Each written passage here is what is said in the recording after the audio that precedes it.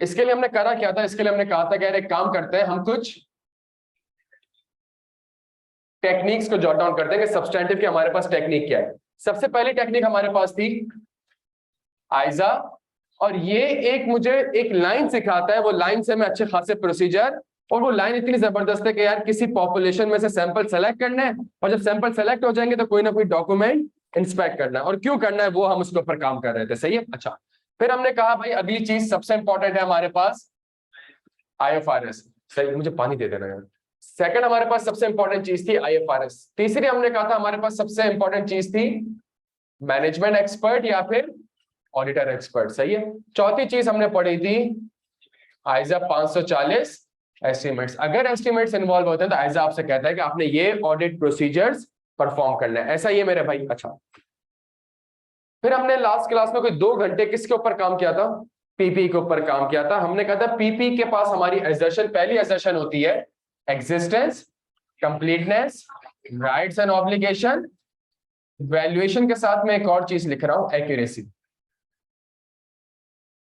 Valuation के साथ में एक और चीज लिख रहा हूं, क्या लिख रहा हूं, क्योंकि अगर डेप्रिसिएशन रेट इनएक्यूरेट होगा तो वैल्यूएशन गलत हो जाएगी। अगर मेथड इनएक्यूरेट होगा तो अगर आपने इंपेयरमेंट की वर्किंग सही नहीं करी, उसमें assumption गलत ले ली, तो हमारे पास वैल्यूएशन, तो वैल्यूएशन एक्यूरेसी इंटरचेंजेबली यूज हो रहा होता है। क्या यहां तक बात समझ आती है। अच्छा, आज कितने लोगों ने क्विज दिया मेरे भाई? सबने दिया है? नहीं, सबने दिया तो नहीं है, सबने तो नहीं दिया। सबने दिया क्विज?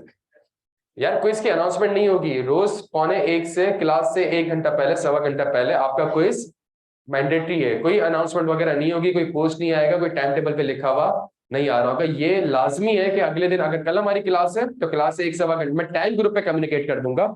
लेकिन क्विज सवाल आपने देखा था, कितने लोगों ने सवाल देखा था? वो सवाल आप समझ में आ रहा है, एक चीज आपने पिक कर ली होगी, प्रोसीजर का जो सवाल है वो रिस्क के साथ भी आता है, कि वो आपसे कहता है मुझे रिस्क बताओ और उस रिस्क के अगेंस्ट मुझे ऑडिट प्रोसीजर्स बताओ, वो ये भी पूछ रहा होता है। और जो दूसरा सवाल था बड़ा जबरदस्त था कि उसने आपको कहा कि भाई ये प्रोसीजर्स है और इस प्रोसीजर के अगेंस्ट ये assertions है, आप बताएं ये ठीक है या गलत है, और अगर गलत है तो आप मुझे, अब जो पेपर आ रहा है प्यारे बच्चों वो इस पैटर्न का आ रहा है। ये फिर भी एक आसान पैटर्न था, इससे भी मुश्किल पैटर्न है कि वो एक सवाल आपको दे देगा, खुद आपने एरिया आइडेंटिफाई करना पड़ेगा, उस एरियाज की assertions को आइडेंटिफाई करना होगा, और इस assertions के अगेंस्ट आपने ऑडिट प्रोसीजर्स परफॉर्म करने होंगे। क्या यहाँ तक बात समझ आती है? हम सवाल में आ जाए प्यारे बच्चों, जल्दी से आ जाए।